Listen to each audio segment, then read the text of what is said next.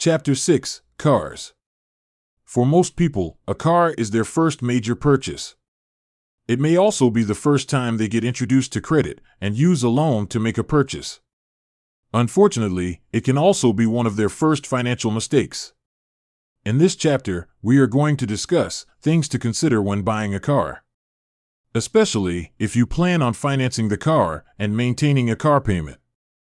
Remember, a car is an asset that in most cases depreciates with time. That means, unlike a house, over time, a car will be worth less than what you paid for it. With that said, my biggest advice is to look at a car as simply a form of transportation. Eventually, that new car smell will be gone, and the tires will need to be changed.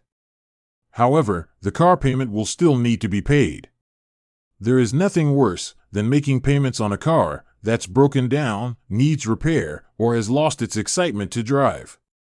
5 things to consider when buying a car. Number 1.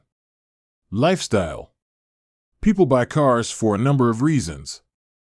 Some buy simply for transportation, while others buy for pleasure or status. Regardless of why you are buying, it is important to consider your lifestyle when selecting a vehicle. So, first look at your life. Are you single? Do you have a wife and kids? That new Corvette might look great, but trust me, there won't be much room for car seats. You should also consider your location. Does it snow? Do you have a long commute to work? All these things are important when considering a car purchase, especially if this will be your primary or only vehicle. There is nothing worse than having a car that no longer fits your lifestyle, and chances are you will be looking to replace it when it doesn't.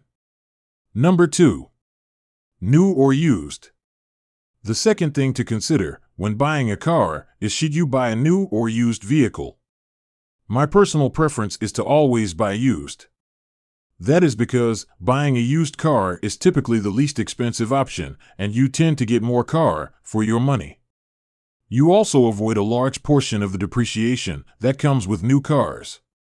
Remember, a car is an asset that depreciates with time, and cars lose the most value in the first year. That means a $100,000 car will only be worth $50,000 in about 5 years. Think about it. A new car is only new until the next year's model comes out. Unless you plan on buying a new car every year, you will always be chasing the latest model. Ask yourself, is it worth paying up to 30% more for a car that may be outdated in a few months? With that said, used cars aren't for everyone, and as of late, used car prices have been increasing. If your main concern is the warranty that comes with a new car, I would recommend looking at a certified vehicle. These days, certified vehicles come with great warranties and are still priced far cheaper than buying new. Regardless of what you decide, make sure to consider which option is best for you. Knowing whether you want a new or used vehicle will help with your search and finding the best deal for the car and financing. Lenders tend to offer better rates on new vehicles. However, it may not be enough to outweigh the premium in price. Number 3. Run the numbers. Buying a car can be a lot like buying a home. It's all about the numbers. Your credit score, income, debt-to-income ratio, and down payment are all numbers you need to know when considering a car purchase.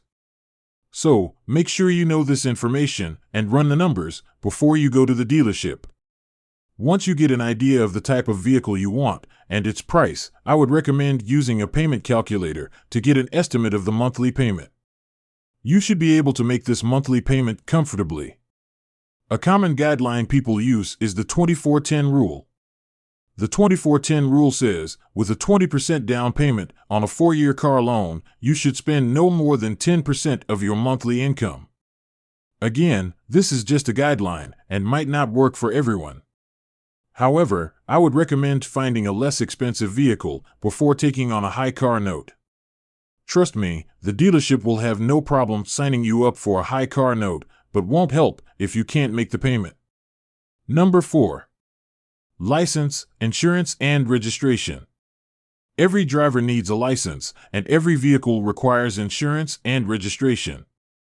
Anyone that has ever been pulled over knows the first thing a police officer asks for is license, insurance, and registration. With that said, please consider these three things before buying a car. I know you are saying to yourself, that's obvious, but you would be surprised how many people take this for granted. I know people who have bought cars with no driver's license, and we all know people who have driven cars with expired insurance or registration. I strongly recommend not doing this. It's not worth the trouble and can become a very expensive mistake. Be sure to consider insurance and registration costs in your monthly car budget. Also, do your best to address any tickets or violations as soon as possible. These issues tend to get more expensive the longer it takes to resolve. Believe me, you don't want to be making car payments on a car that can't be driven legally. Number 5. Maintenance, parking, and security. Last but not least, you must consider maintenance, security, and parking before buying a vehicle. These three things are often overlooked, but are some of the most common expenses that come with owning a car. The most important, and probably the most expensive, is maintenance. Regular car maintenance will help to extend the life of your vehicle and will ultimately help maintain its value. With that said, you may be able to delay certain car maintenance, but skipping it completely will cost you in the long run. Understand, some vehicles are more expensive to maintain than others. I learned this the hard way after purchasing a used Range Rover. If you ever heard the Jay-Z song Imaginary Player, there is a famous line that says, "What's the difference between a 4.0 and a 4.6? Like 30 to 40 grand. Let's just say, the maintenance might also cost 30 to 40 grand. By the end of it, I probably spent more for repairs and maintenance than I did for the truck itself. That's why I recommend researching the maintenance costs associated with certain vehicles. Especially if you are considering a foreign vehicle like Mercedes, BMW, Audi, or Land Rover. You don't want to be making payments on a car that doesn't run and you can't afford to fix. Trust me, I know. And before I forget, I must mention one of the biggest maintenance expenses, and that's gas. Different vehicles take different types and use different amounts of gas. These days, a large SUV may take $100 just to fill up, and if you are driving it every day, that might not last you a week. Also, most foreign vehicles require premium gasoline, which can cost as much as $1 more per gallon. It might not sound like a lot, but it can add up quick, especially when gas prices spike to almost $5 per gallon. So, keep that in mind when you are deciding on your next vehicle. It may be worth considering an EV. Next, you have parking and security. Now, these expenses will depend heavily on your lifestyle. And when I say lifestyle, I mean mainly where you live and where you work. If you live and work in a rural area, parking may not be a big issue or expense. However, if you live or work in a large city, you could expect to pay hundreds of dollars per month for parking.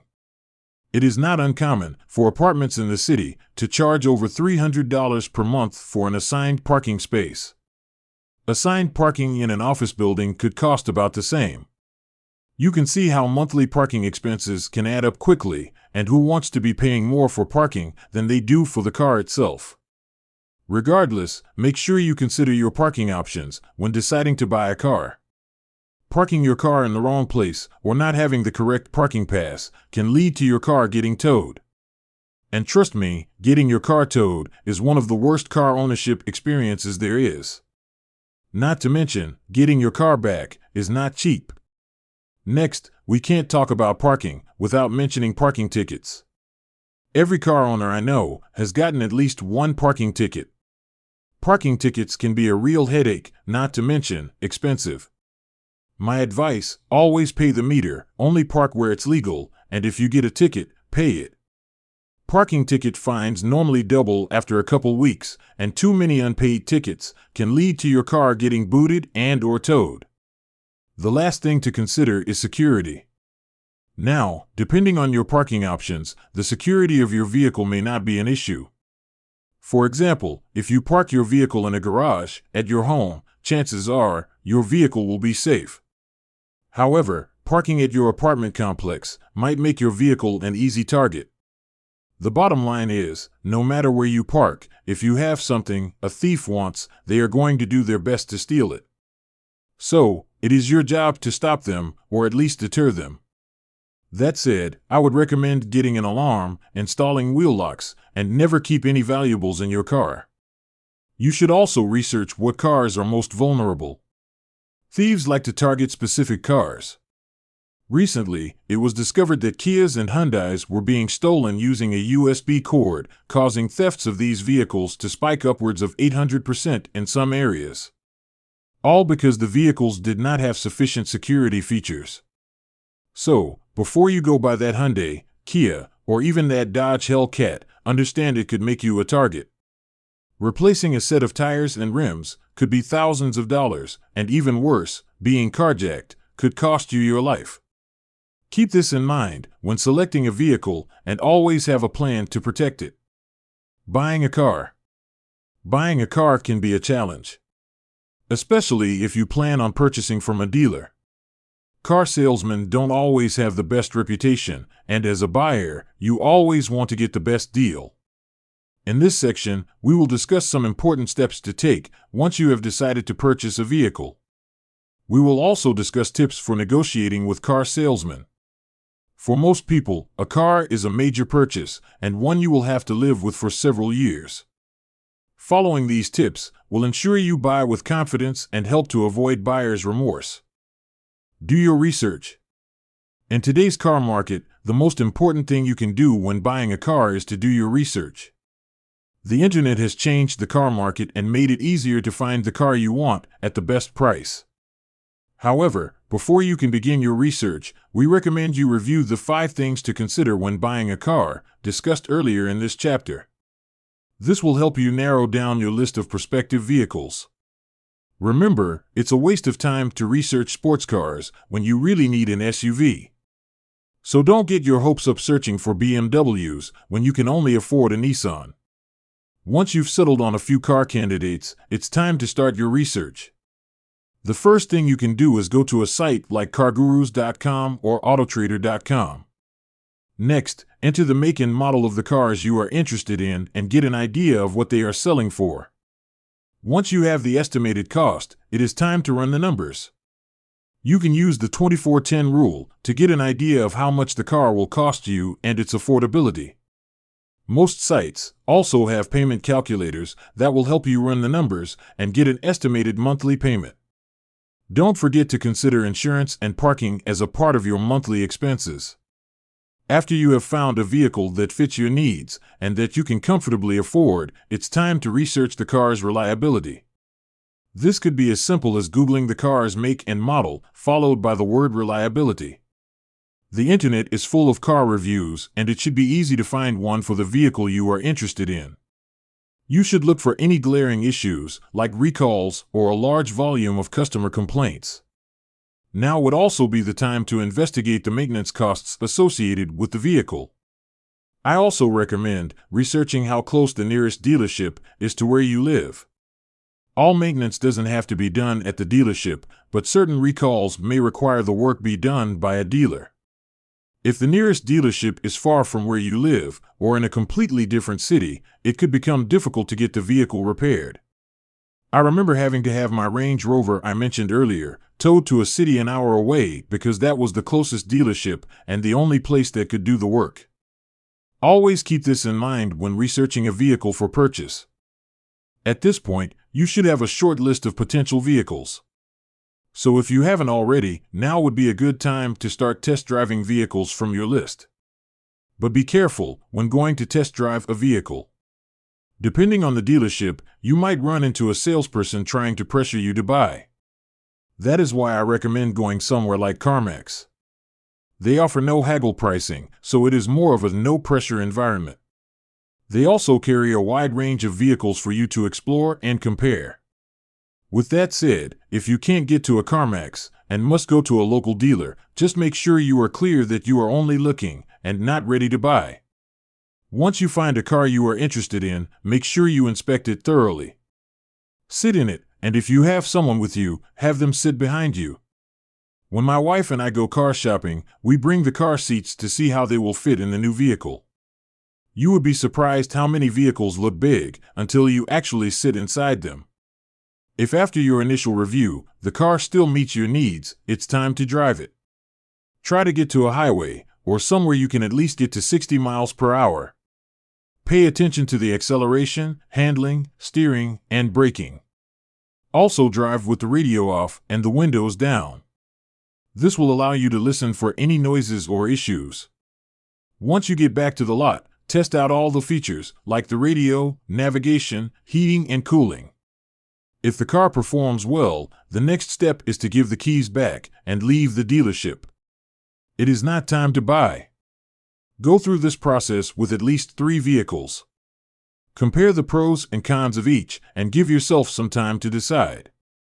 Remember, buying a car is a big decision, so don't rush into it. Doing the proper research will ensure you buy with confidence. Negotiating and car salesmen. They say the price is what you pay, and the value is what you get. When buying a car, the goal is to make sure the price is never greater than the value. Unfortunately, this can be harder than you think and may take some negotiating. With that said, the car market has changed significantly over the past decade. Dealers like CarMax and Carvana offer no haggle or value pricing, which means the price is non-negotiable. For some, this makes for a simpler and less stressful car buying experience. In fact, as the car market has become more competitive, you may find even traditional dealers are less likely to negotiate price.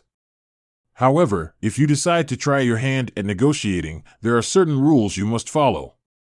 Remember, car salesmen are professionals, and the only way to get a good deal is by earning it. Below we will go over 10 tips for negotiating with car salesmen. By following these tips, you will increase your chances of getting a great deal on a vehicle. 10 tips for car negotiations. Number 1. Control your emotions. Buying a car can be an exciting experience. It can also be tiring and stressful. Car salesmen understand this and will use these emotions against you in negotiations. It's not uncommon for them to keep you waiting in the dealership for hours in hopes that you will become exhausted and accept whatever it is they are offering. The goal here is to control your emotions. Be patient and stay focused. Also, make sure you eat something before you go. There is nothing worse than becoming hangry during car negotiations. Also, don't be afraid to leave or take a break if you are not comfortable. It is always better to walk away than accept a bad deal. Number 2. Say less. Everything you say will be used against you when buying a car. I know, that sounds like you're under arrest, but in car negotiations, remember, you have the right to remain silent. Don't start talking about how bad you need a new car or how much you love the vehicle you are looking at. Try to avoid the small talk and try to ask more questions than you answer. A dealer's job is to size you up, so answering questions about down payments, credit scores, or trade-ins will give them the upper hand in negotiations. With that said, save those conversations until you have found the vehicle you want and are ready to negotiate the price. It is okay to say, "I don't know," or decline to give them your financial information early in the process. Number 3. Don't go alone. Car salesmen have a whole team working to sell you a car. So, if you go to a dealership by yourself, you may feel outnumbered. That is why I recommend bringing someone with you. It always helps to have a second opinion when making decisions. It can also help with negotiations. Have you ever heard of good cop, bad cop? If you haven't, good cop, bad cop is a psychological tactic used in negotiations. The good cop would take a positive or more friendly position, and the bad cop would take a negative or more aggressive position. If done correctly, it can force the car salesman to work harder because, instead of having to convince one person, they need to convince 2. With that said, I must warn you about bringing someone with you. Make sure it is someone you trust and whose opinion you respect. You don't want to bring someone who might influence you to accept a bad deal. Number 4. Avoid credit checks. One of the first questions a car salesman will ask is if you will be financing your vehicle purchase. If you say yes, the next request will be for them to check your credit. Your response should be no thank you. First, before you step on the lot, you should already know what your score is and what kind of interest rate you qualify for. Second, dealerships make money when you use their financing. Letting them pull your credit can affect the type of deal you get and what you end up paying for the car. Also, a hard credit pull can negatively affect your credit score. With that said, resist early requests to run your credit and only do a credit application when you are sure you want to buy the car. Number 5. Negotiate price, not payment. Another popular question dealers ask is, how much can you afford each month? Do not fall for this trick and keep your answer to yourself. Dealers often use the monthly payment to divert your attention away from the total cost of the vehicle. Monthly payments can easily be lowered by extending the length of the loan. Unfortunately, the longer the loan, the more it will cost you in interest. That is why I recommend negotiating the price, not the payment. Remember, do your research before you step on the lot. You should already have an idea how much vehicle you can afford and what the monthly payment will be. Use this to your advantage and focus on lowering the price of the vehicle, not the monthly payment. Number 6. Save your trade-in. In today's market, used cars and trade-ins are becoming more and more valuable. For this reason, dealerships are focusing on trade-ins as a source of profit. With that said, don't be surprised if you are asked about your trade-in very early in the process. If you plan on trading in a vehicle, I recommend holding off on trade-in negotiations until you have found a vehicle of interest and begun negotiating the price. Again, do your research. You should know how much your car is worth and what you owe on the car before stepping on the lot. To get the value of the car, you can start by checking Kelley Blue Book. However, if you want to get a true value and one you can use in negotiations, I recommend going to CarMax. CarMax will do an inspection of your vehicle and give you a written offer good for 7 days. Most dealerships are willing to beat this offer and, at worst, match it. This will give you a solid price to start negotiations for your trade-in. Number 7. Avoid the extras. Car dealerships don't make money off of cars, they make money off of everything else. That means they make money when you use their financing, purchase their warranties, insurance, service packages, and a host of other extras they will try to sell you. My advice is to avoid the extras. It will only increase the cost of the vehicle, and statistics say they are not worth it.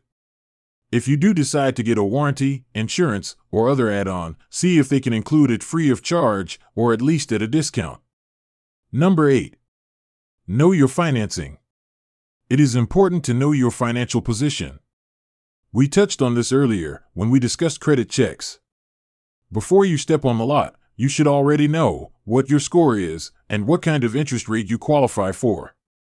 Car dealerships make money when you use their financing. To ensure you get the best deal, I recommend getting pre-qualified. That way, you will know if the rate they are offering is competitive. Most dealerships will do their best to match or beat your interest rate. Number 9. Timing. Timing makes a difference in vehicle negotiations. Car dealerships have yearly, quarterly, and monthly sales quotas. That means, at the end of the month or end of the year, dealers are more willing to make deals and cut prices. Keep this in mind when you are planning to make a purchase. If you can wait, look to make your purchase in October, November, or December. If you can't wait until the end of the year, look to purchase during the last week of the month. Holidays, like Black Friday, New Year's Eve, and President's Day, are all good times to find deals on cars. Also, try to avoid weekends. Early in the week and mornings are the best times to buy. It will be less crowded and allow you to have the salesperson's full attention. Number 10. Be prepared to walk away. This is simple. Don't feel obligated or pressured to make a deal. If you are not sure about the purchase, get up and leave. Take a couple days and think it over. Remember, it is better to walk away than make a purchase you will regret later. Plus, it will let the dealer know you are firm in what you are willing to pay. I've had dealers call me, after leaving, offering to accept the price they were refusing before. Understand, for the most part, cars are a depreciating asset. The longer a car sits on the lot, the less it's worth, and the more it costs the dealer. With that said, do your best to be patient, and remember, time is on your side.